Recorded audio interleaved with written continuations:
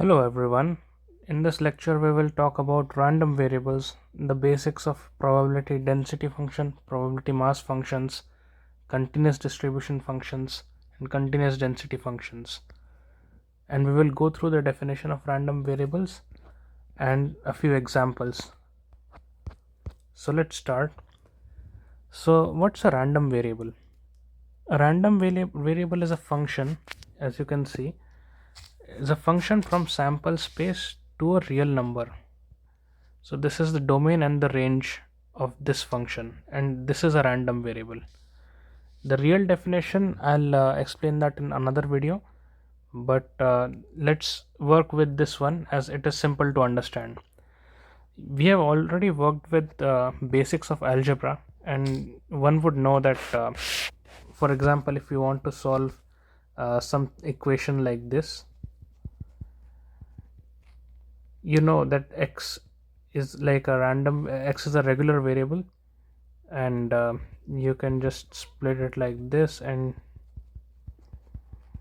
so you would know that x is x either carries the value of +1 or x carries a value of +2. This is a regular variable, as you can see. But a random variable is a variable which can take a value from a set, and it the value which it takes depends on whether depend on some probability. For example, a random variable x, let's say it can take a value between some set a b c d. So let's say this is the sample space S, and let's assume the probability of x being equal to a is, let's say, 0.1, x being equal to b 0.2, probability of x being equal to c is 0.3, 0.4. So as you can see that the x can take any value. So there is a 10% chance that x will take the value a. There is a 20% chance or 0.2 probability that x will take value of b. Similarly, there is like a 40% chance that x will take a value of d. Now an important thing to note is that the sum of all the probabilities should obviously be equal to 1 if this is like a real experiment and a real event, and we are going to discuss this later. But this is the basics of a random variable. So here x is a random variable, and its behavior is like this, that there is a sample set which you can see here, a b c d. It can take any of this, its value, it's not fixed, it's random. So based on whatever random experiment you conduct, you have certain probabilities of x taking these values, and based on these probabilities x can take any value. So this is the basics of random variable. Okay, so now let's take an example of a random variable, and let's see how to figure out and how to learn more about random variables, so that there is some sense of familiarity with that. So let's say a fair dice is rolled 10 times, and a random variable x, let's take it to be the number of times the outcome is less than 3.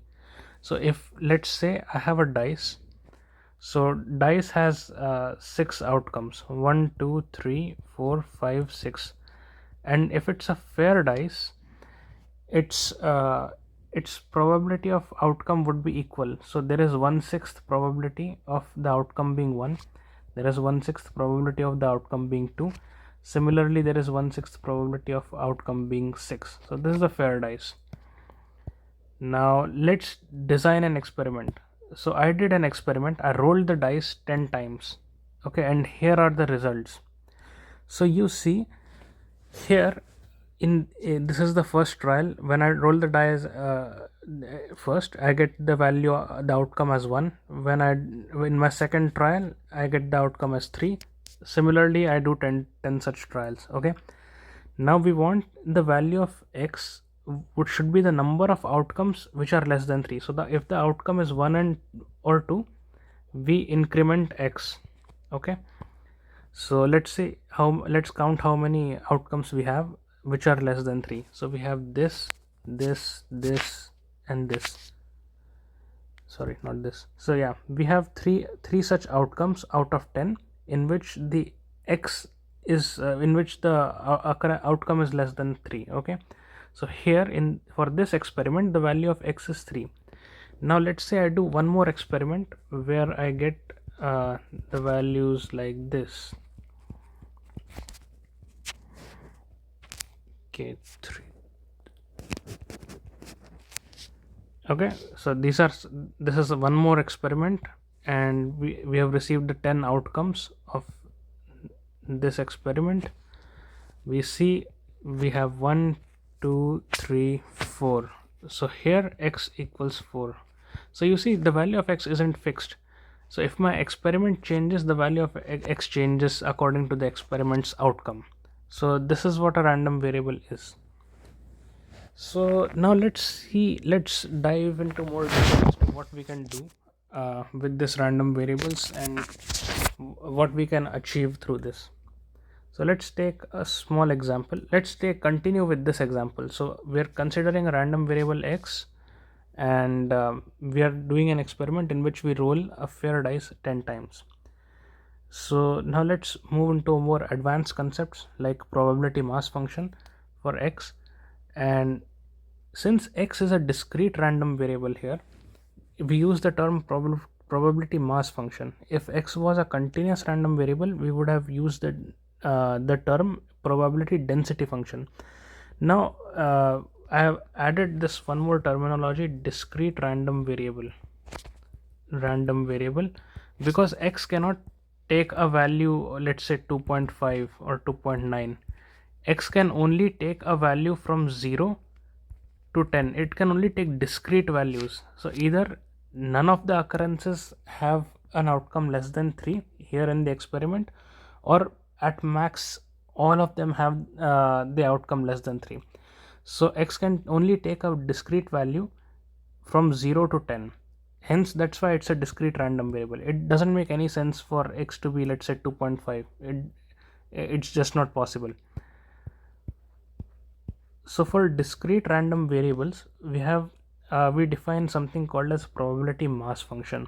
So now let's see what is probability mass function.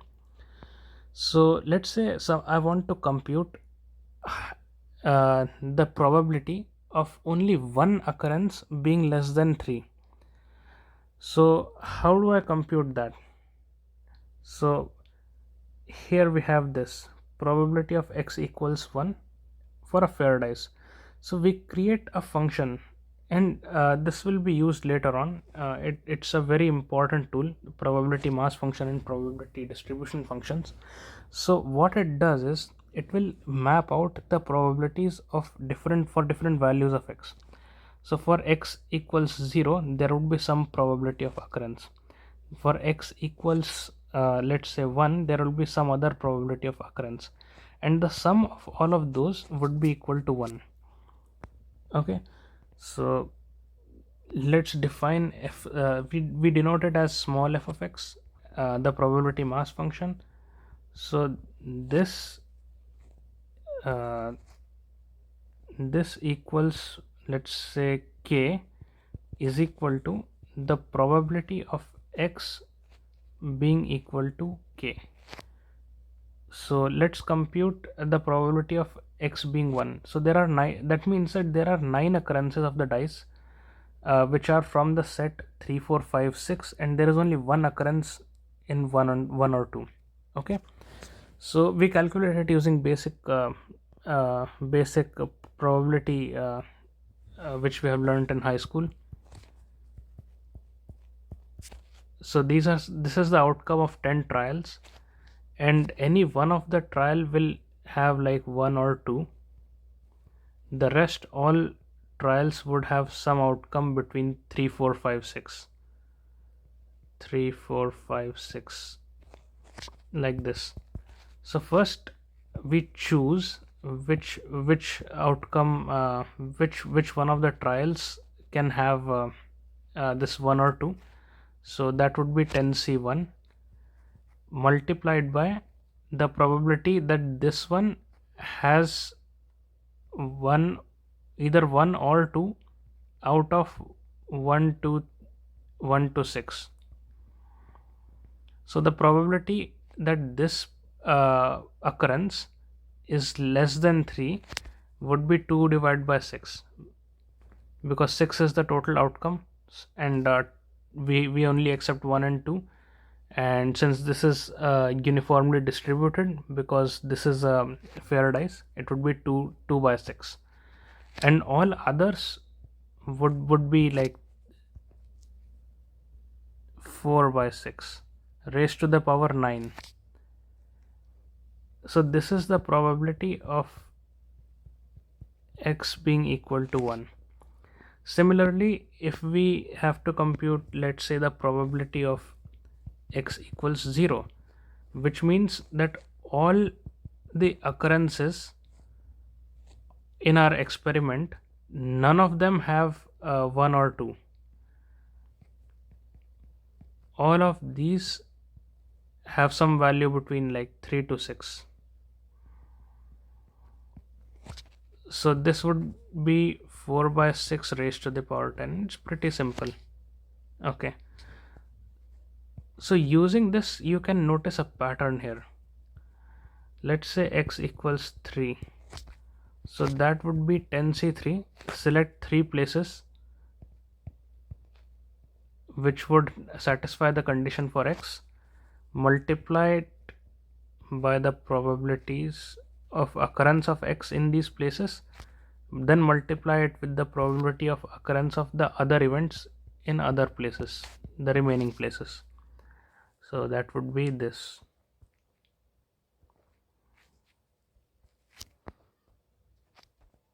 So we can see that there is a clear cut pattern here, and this looks very familiar, right? This looks like binomial distribution. Sorry, it looks like binomial expansion of something. So if we just arrange probability of, let's say, x equals to 0 is fx x equals 0 is 2 by 3 raised to the power 10, 10C1, 1 by 3 into 2 by 3 raised to the power 9,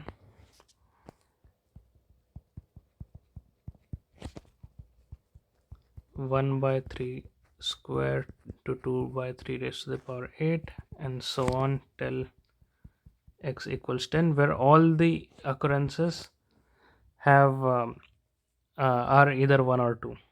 That would be 1 by 3, or you can write it in a fancy way, 1 by 3 raised to the power 10. Even this one, you can write this multiplied by 10C0, which is 1. So now the sum of all of them should be equal to 1, and we can see this is pretty easy to evaluate.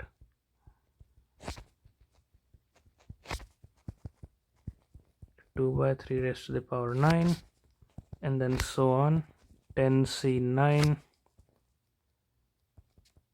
raised to the power 9 times 2 by 3 plus 10C10, 1 by 3 raised to the power 10.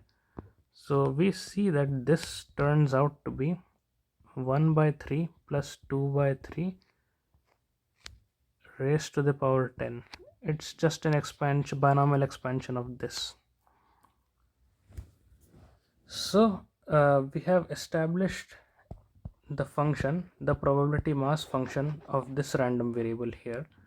So for the set 0 to 10, so this is the domain of x in term when it comes to probability mass function. This can be defined as k would be 10ck 1 by 3 raised to the power k and times 2 by 3 raised to the power 10 minus k. So this is the probability mass function, and you can also like draw it. So it can be something like this, and this is x equals 10.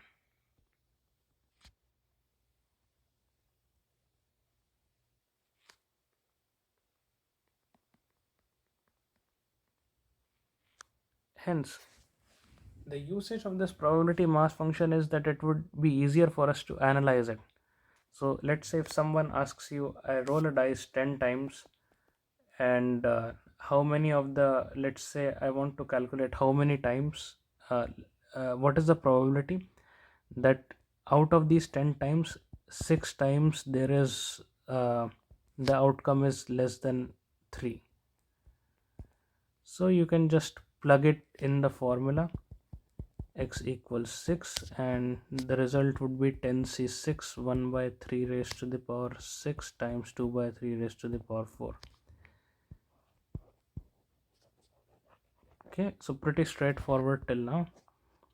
Now let's come to the cumulative distribution function for x. So as you can see, this is nothing but like the summation of your probability mass function. It's like an integrated version of it. So we define cumulative distribution function of x as the probability where x is less than this value k, some value k. So let's say we are asked to conduct this experiment 10 times, and then we are asked that how many, we want to calculate as to how many, what is the probability that how many times this is less than 3, this x is, the value of x is less than 3. So this is nothing but this probability of x equals 0 plus probability of x equals 1 plus probability of x equals 2 plus probability of x equals 3, which we can also write it as this.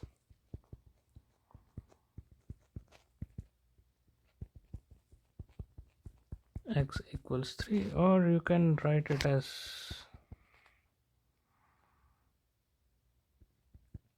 x equals I from I is 0 to 3. So this is this, in this case, sorry, k is 3,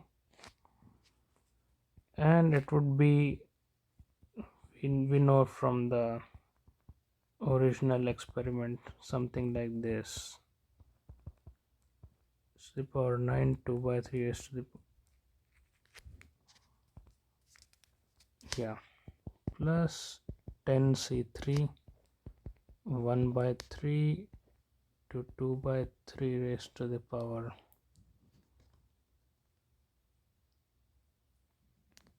7. So yeah, this is your cumulative distribution function. And one thing, that it would always be monotonically non-decreasing function. It will always increase with the value of x, and the ending value of it would be 1, because it's pretty evident that the last value of it would be the summation of all the probability mass functions.